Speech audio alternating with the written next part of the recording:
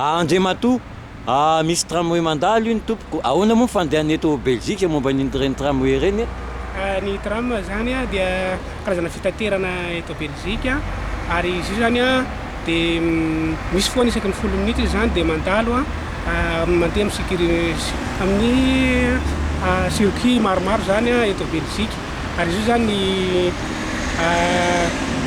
ny vy zany tsy mba volana atao anatiny io fa misy carte kely zay vidina, misy 10 voyage na misy abonnement isam-bolana. Dia raha ohatra zany tonga dia miditra ilay mandeha dia manome 2 euro anao zany dia mahazo carte dia iny no atomboka ao anatin'ilay appareil dia afaka mandeha amin'ilay tram ianao. Ka eto zao misy eto anoloana ty ambasady tsika ty zao misy ligne firme mandalo eto. Eto zany misy karazany anankiroa dia misy ny 39 dia misy ny 44.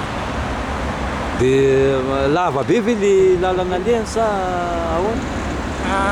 Aketo izy moa zany misy atao hoe Tervuren dia any zany ny farany dia eto Montgomery tsy dia lavitra eto zany dia ao ny terminus.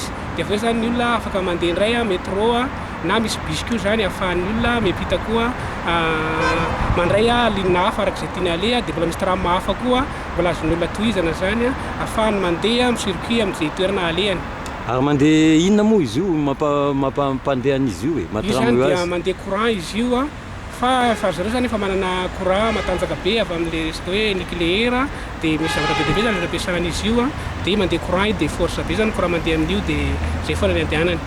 Tsetsatsetsatra saritra iza moa zany ny anaran'le quartier misy an'ity ambasady malagasy eto Belzika eto Bruxelles moa zany? Ny anaran'ny quartier zany dia avenue de Tervuren.